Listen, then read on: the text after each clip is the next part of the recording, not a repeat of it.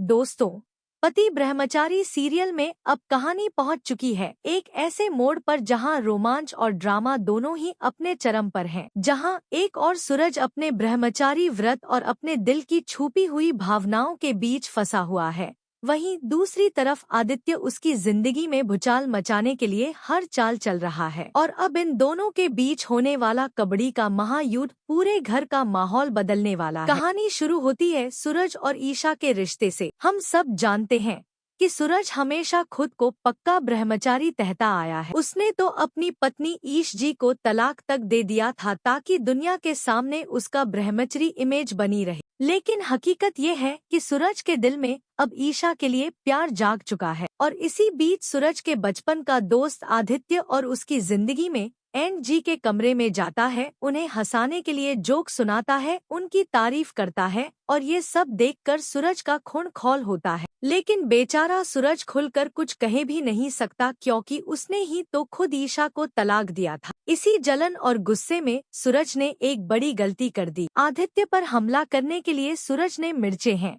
कि लेकिन वो सारी मिर्चें गलती से ईशा जी की आंखों में चली गई। बेचारे सूरज को तब फौरन पानी डालकर उनकी आंखें साफ करनी पड़ी। पर इसके जवाब में ईशा ने भी गुस्से में सूरज पर पानी की बाल्टी उलट दी। ये नजारा घर के हर सदस्य ने देखा और अब सूरज और पूरे घर में चर्चा का मुद्दा बन गया है। अब आते हैं सबसे बड़े ट्विस्ट पर। बचपन में सूरज और आदित्य हमेशा कबड्डी खेला करते थे और तब हर बार सूरज ही आदित्य को हराया करता था। शायद इसी याद ने सूरज को एक नया आइडिया दिया। उसे में सूरज ने आदित्य को कबड्डी मैच का चैलेंज दे दिया और शर्त रखी, अगर सूरज जीत गया तो आदित्य हमेशा के लिए ईशा की जिंदगी से दूर हो जाएगा, लेकिन अगर सूरज हार गया तो वो कभी आदित्य के खिलाफ कुछ नहीं कह पाएगा और आदित्य जो चाहे कर सकता है। आदित्य ने ये चैलेंज फौरन स्वीकार कर लिया, पर असली ट्विस्ट तो अभी बाकी था। मैच के दिन एक बड़ा धमाका हुआ क्योंकि ईशा जी सूरज की टीम में नहीं